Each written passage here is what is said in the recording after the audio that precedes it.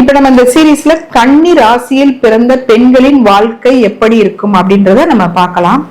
கன்னி அப்படின்ற வார்த்தைக்கு தகுந்த மாதிரி கன்னி ராசியில் பிறந்த பெண்கள் எப்பயுமே இளமையாக புதுமையாக இருக்கிறதுக்கு விரும்புவாங்க. அதாவது தகவல் தொடர்பு துறையாக இருக்கட்டும், எந்த துறையாக இருக்கட்டும், இன்னைக்கு உலகத்துல கண்டுபிடிச்சுக்கிட்டு இருக்கிற கண்டுபிடிக்க போகிற அனைத்து புதுமையான சாதனங்களுக்கும் அதிபதி புதன் பகவான். கன்னிராசியில பிறந்தவங்க தான் புதுமையான விஷயங்களை புகுத்துவாங்க, புதுமையான விஷயங்களை கண்டுபிடிப்பாங்க. அந்த அளவுக்கு டேலண்ட், திறமை திறமை திறமை வாழ்க்கையில இவங்க திறமையை வச்சே முன்னேறிடுவாங்க. தங்களோட திறமையை வெளிக்காட்டக்கூடிய சந்தர்ப்பங்கள் இவங்க எதிர்பார்த்து காத்துட்டு இருப்பாங்க. சந்தர்ப்பத்தை இவங்க தேடி போவாங்க. சந்தர்ப்பம் நம்மளை தேடி வரணும்னு உட்கார்ந்து இருக்க மாட்டாங்க பெண்கள். எப்ப நம்மளை தேடி சந்தர்ப்பம் வரும்ன்றத காத்திருப்பாங்க. அந்த சந்தர்ப்பத்துக்கு உடனே அதை கரெக்டா பிடிச்சுக்கிட்டு அதை வச்சு வாழ்க்கையில முன்னேறிடுவாங்க. லக்னாதிபதியே 10ஆம் அதிபதியாக இருக்கிறாரு. அப்ப இவங்களுக்கு பல தொழில் ஞானம் உண்டு. இந்த பெரிய பெரிய கன்சல்டிங் நிறுவனம் வச்சிருக்காங்க பாத்தீங்களா லேடிஸ், அவங்க கிட்ட கன்சல்டிங் பண்ணி புதுசாக தொழில் ஒருத்தவங்க ஸ்டார்ட் பண்றாங்கன்னா அவங்க டாப்பரா ஆயிடுவாங்க. ஏன்னா அவங்க ப்ராப்பரா ஸ்கெட்ச் போட்டு இந்த துறை இந்த தொழில் அதுல மாச வருமானம் இவ்வளவு, வருட வருமானம் இவ்வளவு, அதை நீங்க எப்படி நடத்தணும், அதுக்கு எவ்வளவு இன்வெஸ்ட்மெண்ட் அப்படின்னு அழகா கணக்கச்சிதமா ஸ்கெட்ச் போட்டு அவங்களுக்கு கொடுத்துருவாங்க. அந்த அளவுக்கு அவங்களுக்கு நாலேஜ் இருக்கும். அந்த நாலேஜை அவங்க காசாக்கிடுவாங்க. இவங்களுக்கு 2ஆம் அதிபதி 9ஆம் அதிபதி சுக்கிரன். அதாவது தந்தை இவங்களுக்கு நல்ல கௌரவமானவராக இருப்பாரு. தந்தை ஒரு அரசியல், அரசாங்கம், அரசு சார்ந்த துறையில இருக்கிறவராக இருப்பாங்க. குறிப்பாக இந்த 2-9 கனெக்ட் ஆகிறதுனால பேச்சை மூலமாக கொண்ட தொழில இருப்பாங்க. தந்தை டீச்சிங், லாயர் ப்ரொஃபஷன், இல்ல ஜோதிடம், இந்த மாதிரி பேச்சை மூலமாக கொண்ட தொழில டாப்பரா இருப்பாங்க. அந்த தந்தை மூலமாக இவங்களுக்கு நிறைய வருமானம் கிடைக்கும். 3ஆம் அதிபதி செவ்வாய், அவரே 8ஆம் அதிபதி. இவங்களுக்கு இணையாக இவங்களோட சகோதரமும் இருப்பாங்க. ஒருத்தரை இடத்துல கட்டலாம், ஒருத்தரை வளத்துல கட்டலாம் அப்படிம்பாங்க பாத்தீங்களா.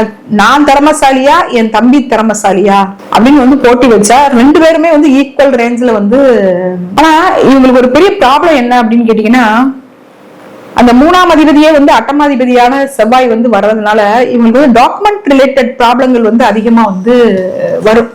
ஏதாவது ஒரு சொத்து வாங்குறது, அந்த சொத்தால அவங்களுக்கு மன உளைச்சல் வர்றது, இல்ல எதுக்காவது லீஸ் கூட்டிருந்தாங்க அப்படின்னா அந்த வாடகை வருமானம் இவங்களுக்கு ஒழுங்கா வராம போறது, இந்த மாதிரியான ப்ராப்ளங்கள் அவங்களுக்கு அதிகமாக இருக்கும். அது ஏதாவது பூர்வீக சொத்தை பிரிக்கிறாங்க அப்படின்னா அந்த சொத்தால இவங்களுக்கு கரெக்டா வராது, இவங்களோட உடன்பிறந்தவங்களுக்கு அதிகமா போகும். இப்படி அவங்களுக்கு அந்த டாக்குமெண்ட் சம்பந்தப்பட்ட ப்ராப்ளங்கள் அதிகமா இருக்கும்.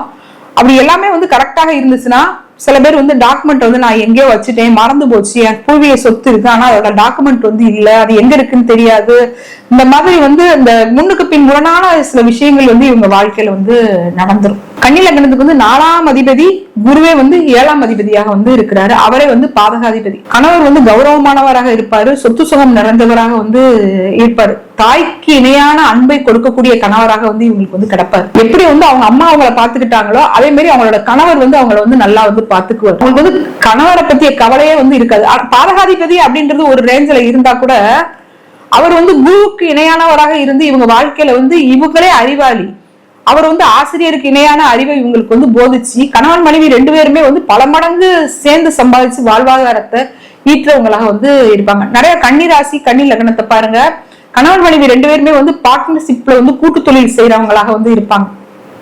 பெரிய லெவல் மாஸ் வளர்ச்சி கண்டிப்பாக உண்டு. சில பேர் கணவன் மனைவி 2 பேர்லயும் சேர்த்து வீடு கட்டுவாங்க பாத்தீங்களா, 2 பேர்லயும் சேர்ந்து சொத்து வாங்குவாங்க பாத்தீங்களா, அவங்க எல்லாம் கன்னி ராசியாக இருப்பாங்க, இல்லைன்னா கன்னியா லக்னமா இருப்பாங்க. கல்யாணத்துக்கு அப்புறம் இவங்களோட வாழ்வாதாரம் பல மடங்கு உயரும். சில நேரங்கள்ல அந்த குரு தசை வரும்போது குரு அந்த ராகுசாரத்திலேயோ கேது சாரத்திலேயோ இருக்கும்போது சில மன உளைச்சலையும் கொடுக்கறதுக்கு சனி பகவானை பொறுத்த வரைக்கும் கன்னியா லக்னத்துக்கு அவரே 5 குடையவன் 6 குடையவனாக இருக்கிறதுனால ஏற்கனவே இவங்களுக்கு பூர்வீக சொத்து சம்பந்தப்பட்ட விஷயங்கள், டாக்குமெண்ட் சம்பந்தப்பட்ட ப்ராப்ளங்கள் இருக்கும், இல்ல வம்பு வழக்கு கோர்ட்டு கேஸ் வரலாம்னு நம்ம சொல்லியிருக்கிறோம். அதாவது 5ஆம் அதிபதி சனி பகவானே 6ஆம் அதிபதியாக இருக்கிறதுனால இந்த ஒரு பூர்வீக சொத்தோட மதிப்பு ஒரு உதாரணத்துக்கு நம்ம 10 லட்சம்னு வச்சுக்குவோம். இவங்க அந்த சொத்தை காப்பாத்துறதுக்காக 15 லட்சம் செலவு பண்ணுவாங்க. ஏதோ கோர்ட்டு கேஸ் பிரச்சனை வந்துச்சுன்னா அதை காப்பாத்துறதுக்காக கௌரவம், என் குடும்ப சொத்து என்கிட்ட தான் இருக்கணும் அப்படின்ற அந்த கௌரவத்துக்காக வந்து சொத்தோட மதிப்பை விட அதிகமா செலவு பண்ணி வழக்கு நடத்துவாங்க. அப்படி இல்லைன்னா பிள்ளை பிறந்ததுக்கு அப்புறம் அவங்க வந்து கடனாளியாக வந்து மாறுவாங்க. ஏன்னா 5 குடை சனி பகவானே வந்து 6 குடையவனாக இருக்கிறதால பிள்ளைங்களுக்காக கடன்படுவாங்க. இல்ல பிள்ளை பிறந்ததுக்கு அப்புறம் அவங்க வந்து வாழ்க்கையில வந்து ஒரு கடன்பட்டு அதுக்கப்புறம் வந்து நல்ல நிலைமைக்கு வரக்கூடியவங்களாக வந்து இருப்பாங்க. இந்த கடன் அப்படின்ற விஷயத்தை பொறுத்த வரைக்கும் சிந்திச்சு செயல்படுறதா அதுக்கு ஒரு முதல் தீர்வு. சிந்திக்காம நம்மளோட கெப்பாசிட்டி என்னன்றத சிந்திக்காதவங்களுக்கு தான் கடன் வந்து தலையை தட்டும். அப்ப சிந்திச்சு செயல்படுறவங்களுக்கு கடன் வந்து தலையை வந்து தட்டாது. இது இவங்களுக்கு வந்து 10ஆம் அதிபதியே வந்து லக்னாதிபதியாக வந்து இருக்கிறாங்க. இவங்க வந்து பல தொழில் வல்லுநராக இருப்பாங்கன்றத நம்ம வந்து முதலே வந்து சொல்லியிருக்கிறோம். ஒரு 100 பேருக்கு வேலை கொடுக்கறது, ஒரு 1000 பேருக்கு வந்து வேலை கொடுக்கறது. இப்பெல்லாம் வந்து பாருங்க, நிறைய பெண்கள் வந்து சிறு தொழில் நிறைய வந்து பண்றாங்க. ஏதாவது மசாலா ஐட்டம் தயாரிக்கிறது, ஷாம்பு, சோப்பு, இதெல்லாம் நிறைய பெண்கள் வந்து இப்ப வந்து யூடியூப் மூலமா இதை வந்து மார்க்கெட் பண்றாங்க. கன்னி ராசியில பிறந்த பெண்கள், கன்னி லக்னத்துல பிறந்தவங்க பாருங்க, நிறைய வந்து தகவல் தொடர்பு சாதனங்கள் வந்து அதிகமா வந்து பயன்படுத்தி அதிகமா வந்து சம்பாதிக்கிறவங்களாக வந்து இருப்பாங்க. புதுமையான விஷயங்களை நிறைய வந்து கண்டுபிடிச்சு அதை வந்து மார்க்கெட் பண்ணுவாங்க. தன்னோட திறமையை வந்து இவங்க வந்து வளர்த்து அந்த திறமை மூலமா வந்து சம்பாதிப்பாங்க. இவங்களுக்கு லாபாதிபதி வந்து சந்திரன். இவங்க ஜாதகத்துல சந்திரன் நல்ல நிலையில் இருந்தால், அதாவது சந்திரன் வந்து இவங்களுக்கு வந்து கண்ணில தான் வந்து இருக்கும். அந்த சந்திரன் வந்து என்ன சாரத்துல இருந்தாருன்னு வச்சுக்கோங்க, அஸ்தம் நட்சத்திர சாரத்துல இருந்தாங்கன்னா இவங்கதான் வந்து கோடீஸ்வரி. உலகத்திலேயே வந்து அதிகமாக டர்ன் ஓவர் செய்யக்கூடிய பெண்கள் பட்டியலில் இவங்க நிச்சயமாக வந்து இடம்பெறுவாங்க. இவங்களை பொறுத்த வரைக்கும் வந்து அந்த லக்னாதிபதி புதன் வந்து சூரியன் கூட வந்து கனெக்ட் ஆக கூடாது. சூரியன் வேற கட்டத்துல இருக்கணும், புதன் வேற கட்டத்துல இருக்கணும். சூரியனும் புதனும் வந்து கனெக்ட் ஆகுச்சுன்னா இவங்களுக்கு வந்து அந்த உழைப்பு ஊரா வந்து விரயமாக வந்து போகும். கௌரவம் இருக்கும், தொழில் கௌரவம் இருக்கும், ஆனா அந்த உழைப்பு வந்து விரயமாக வந்து போயிடும். சூரியன் கூட சேராத வரைக்கும், அதாவது புதனும் சுக்கிரனும் வந்து இவங்களுக்கு வந்து சூரியன் கூட சேராத வரைக்கும் இவங்களுக்கு வந்து வரம். அந்த புதனும் சுக்கிரனும் இவங்களுக்கு வந்து சூரியன் கூட சேர்ந்தா கொஞ்சம் முன்ன பின்ன முரணான பலன்கள் வந்து நடக்கும்.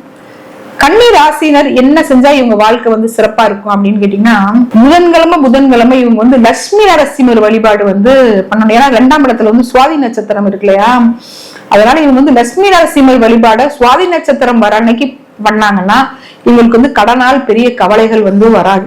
ஏதாவது விரயங்கள் வந்தா கூட அந்த விரயத்தை வந்து இவங்க வந்து சமாளிக்கக்கூடிய வகையில இவங்களோட வாழ்வாதாரம் வந்து உயர்ந்துடும். நன்றி, வணக்கம்.